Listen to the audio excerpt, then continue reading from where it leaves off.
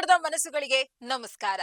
Big boss ಮನೆಯಲ್ಲಿ ಬಾಯಿ ಬಡಕಿ ಸುಳ್ಳಿ ಅಂತೆಲ್ಲ ಕರೆಸಿಕೊಂಡ ಚೈತ್ರ ಕುಂದಾಪುರ್ಗೆ ಈಗ ನ್ಯಾಯಾಲಯದಿಂದ ನೋಟಿಸ್ ಬಂದಿದೆ. ಅದು ಕೂಡ ಅವರ ತಂದೆಯೇ ಕೇಸ್ ಹಾಕಿರುವ ಕಾರಣಕ್ಕೆ. ಇಷ್ಟಕ್ಕೂ ನ್ಯಾಯಾಲಯದಿಂದ ಬಂದ ಆದೇಶ ಏನು? ಬಿಗ್ ಬಾಸ್ ಮನೆಯಿಂದ ಚೈತ್ರ ಮಧ್ಯದಲ್ಲೇ ಹೊರಗೆ ಬರ್ತಾರಾ? ಈ ಕುರಿತಾದ ಒಂದು ಸ್ಪೆಷಲ್ ಸ್ಟೋರಿ ಎಲ್ಲಿದೆ? ಇದು ಸುದ್ದಿ ಕರ್ನಾಟಕ. ನೀವು ನೋಡ್ತಾ ಇದ್ರಿ ಬಿಬಿ ನ್ಯೂಸ್ ಕನ್ನಡ. ನಾನು ಅಕ್ಷತಾ ಕುಲಕರ್ಣಿ.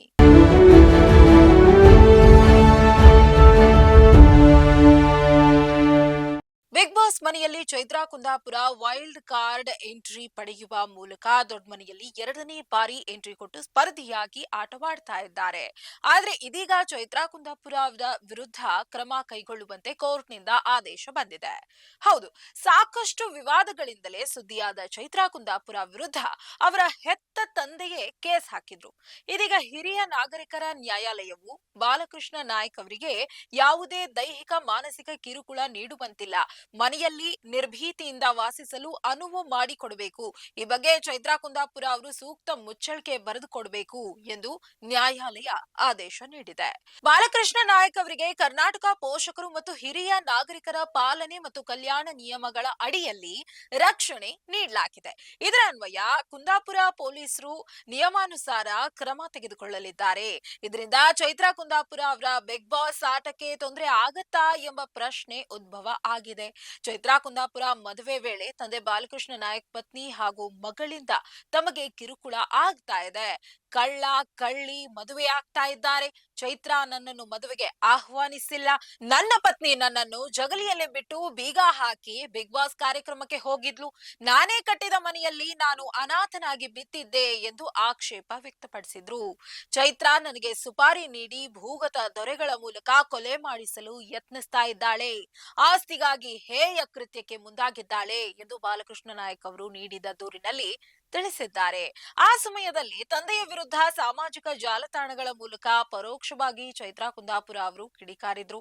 ಈ ಎಲ್ಲಾ ಕಾರಣಗಳಿಂದ ಅವರ ಕುಟುಂಬದಲ್ಲಿ ಬಿರುಕು ಮೂಡಿತ್ತು. ಈ ಹಿನ್ನೆಲೆಯಲ್ಲಿ ನ್ಯಾಯಾಲಯ ಚೈತ್ರಾ ಕುಂದಾಪುರ್ಗೆ ತಂದೆಗೆ ತೊಂದರೆ ಕೊಡಬಾರದೆಂದು ಆದೇಶ ನೀಡಿದೆ. ಮೊದಲು ನಿರೂಪಕಿಯಾಗಿ, ನಂತರ ಹಿಂದೂ ಕಾರ್ಯಕರ್ತೆಯಾಗಿ ತೊಡಗಿಸಿಕೊಂಡಿದ್ದ ಚೈತ್ರಾ ಕುಂದಾಪುರ ಬಿಜೆಪಿ ಟಿಕೆಟ್ ಕೊಡಿಸೋದಾಗಿ ಗೋವಿಂದ ಪೂಜಾರಿ ಅನ್ನೋರಿಂದ 5 ಕೋಟಿ ಹಣ ಪಡೆದ ಆರೋಪದಲ್ಲಿ ಜೈಲು ಸೇರಿದ್ರು. ಬಿಡುಗಡೆಯ ನಂತರ ಬಿಗ್ ಬಾಸ್ಗೆ ಬಂದ ಚೈತ್ರಾ ಈಗ ಹೋರಾಟಗಳನ್ನೆಲ್ಲ ಬದಿಗಿಟ್ಟು ಸಂಪೂರ್ಣವಾಗಿ ಬಣ್ಣದ ಲೋಕದಲ್ಲಿ ತೊಡಗಿಸಿಕೊಂಡಿದ್ದಾರೆ. ಬಿಗ್ ಬಾಸ್ ಮನೆಯಲ್ಲೂ ಕೂಡ ಅದಕ್ಕೆ ಬೇಕಾದ ನಾಟಕ ಅಭಿನಯಗಳನ್ನು ಚೆನ್ನಾಗಿ ಮಾಡ್ತಾ ಇದ್ದಾರೆ.